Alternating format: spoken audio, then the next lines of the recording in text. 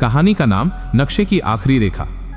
भूमिका, वो दोनों कैदी थे, ना महज दीवारों में कैद बल्कि इतिहास की साजिशों में जकड़े हुए नाम।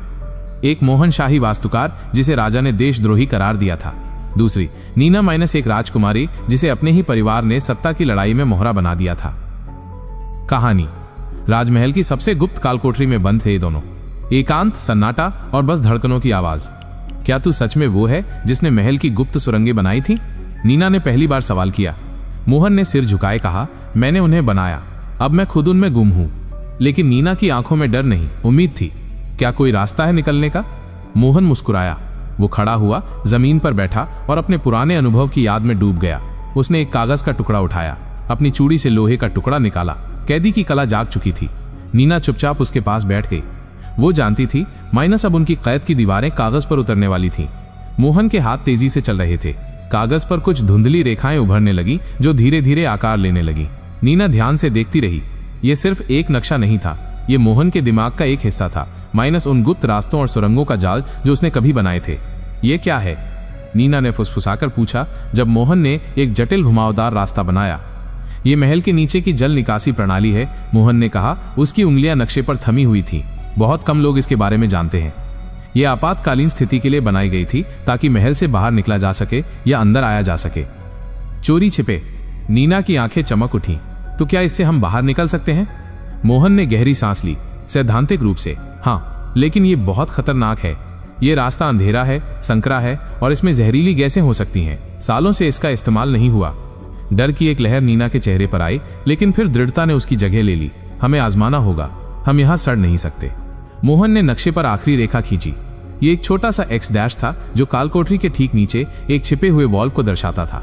ये रहा दरवाजा, उसने कहा। अगर हम इसे ढूंढ सकें तो हमारे पास एक मौका है। वे दोनों एक दूसरे की आंखों में देखने लगे। उनके चेहरों पर दृढ़ संकल्प था। एक शाही वास्तुकार और एक राजकुमारी इतिहास के दो मोहरे अब अपने भाग्य की आखिरी रेखा खुद खींचने को तैयार थे। मोहन और नीना ने कालकोठरी की दीवारों का ध्यान से मुआयना करना शुरू किया। उनकी आंखें उस छिपे हुए वॉल्व को ढूंढ रही थीं जिसका जिक्र मोहन ने नक्शे में किया था। कालकोठरी की नमी और अंधेरा उनकी हिम्मत की आजमाइश कर रहा था। हर पत्थर, हर दरार को वे टटोल रहे थे। ये रहा। नीना की आवाज में एक हल्की सी उत्तेजना थी। उसने एक पुराने काई लगे पत्थर की तरफ इशारा किया जो बाकी पत्थरों से थोड़ा अलग लग रहा था। मोहन ने उस पत्थर को ध्यान से देखा। सचमुच उसके किनारे पर एक छोटा सा जंग लगा हैंडल जैसा कुछ उभरा हुआ था। उन्होंने मिलकर जोर लगाया। पत्थर भारी था और सदियों की उपेक्षा ने उसे अपनी जगह पर मजबूती से जमा दिया था। उनकी सांसें फूलने लगीं, लेकिन उन्होंने हार नहीं मानी। आखिरकार एक धीमी घिसटती हुई आवाज के साथ पत्थर थोड़ा सा हिला। एक ठंडी बदबूदार हवा का झोंका कालकोठरी में फैल गया जो नीचे की अंधेरी गहराई की ओर इशारा कर रहा था। ये रास्ता है, मोहन ने फुसफुसाते हुए कहा। उसकी आवाज में एक अजीब सा सुकून था। नीना ने एक पल को उस अंधेरे में देखा। उसे डर लग रहा था, लेकिन आजादी की चाह उस डर से कहीं ज्यादा थी। उसने मोहन की ओर देखा और उसके चेहरे पर भी दृढ़ संकल्प था। उन्होंने एक दूसरे को देखा जैसे बिना कुछ कहे ही एक वादा कर रहे हों। धीरे धीरे वे उस संकरे रास्ते में उतरने लगे। नीचे कीचड़ और पानी था और हवा में घुटन थी। उन्हें नहीं पता था कि यह रास्ता उन्हें कहां ले जाएगा या बाहर निकलने में उन्हें कितनी मुश्किलों का सामना करना पड़ेगा। लेकिन उनके पास अब सिर्फ एक ही चीज थी, माइनस एक उम्मीद जो उस नक्शे की आखिरी रेखा में छिपी थी।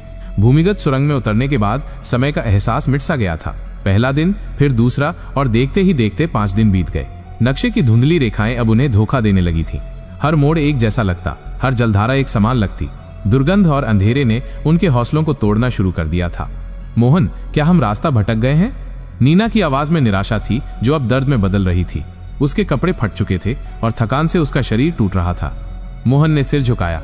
उसकी शाही वास्तुकार वाली विशेषज्ञता इस अंधेरी भूल भुलैया जैसी सुरंग में किसी काम नहीं आ रही थी।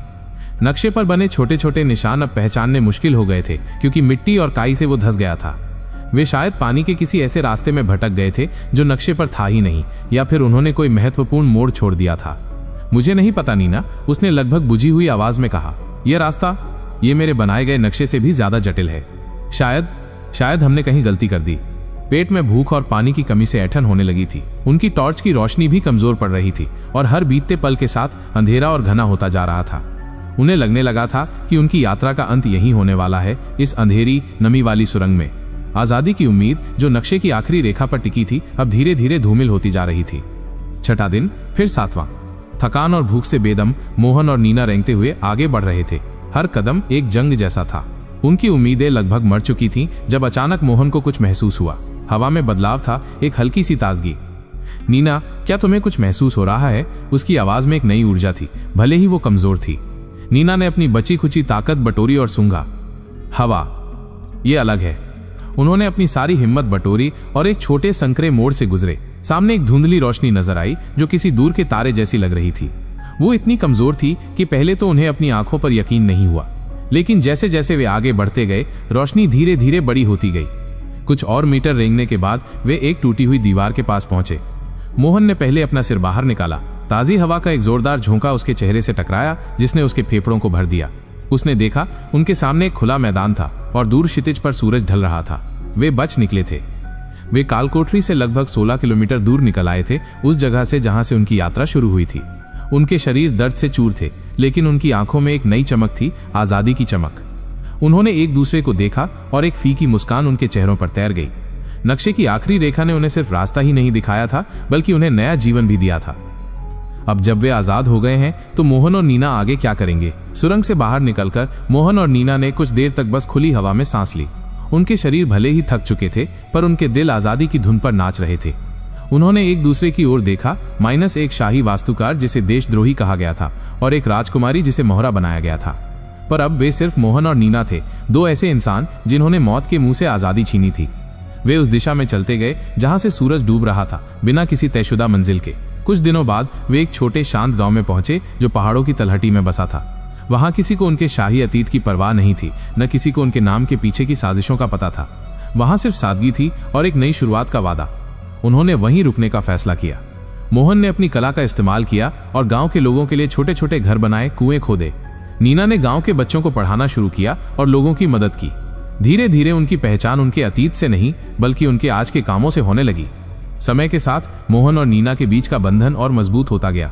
उन्होंने एक दूसरे में वो साथी पाया जो उन्होंने कभी सोचा भी नहीं था। एक शाम गांव के पास एक छोटी सी पहाड़ी पर, जहां से सूरज का सबसे खूबसूरत नजारा दिखता था, मोहन ने नीना का हाथ थामा। ये वो आखिरी रेखा है नीना, उसने कहा। उसकी आंखों में प्यार और सुकून था। वो नक्शे की आखिरी रेखा जिसने हमें यहाँ तक पहुंचाया, और अब हमारी जिंदगी की एक नई शुरुआत की आखिरी रेखा। नीना मुस्कुराई। उसकी आंखों में आंसू थे, माइनस खुशी के आंसू। उन्होंने उसी साधारण पहाड़ी पर एक दूसरे से शादी कर ली, गांव के लोगों की मौजूदगी में। कोई शाही दावत नहीं थी, कोई बड़ा महल नहीं था, बस एक दूसरे का साथ और सुकून भरा भविष्य। मोहन और नीना ने उस छोटे से गांव में अपनी बाकी की जिंदगी खुशी खुशी बिताई। उन्होंने अपने अतीत को याद रखा, पर उसे अपने वर्तमान और भविष्य पर हावी नहीं होने दिया।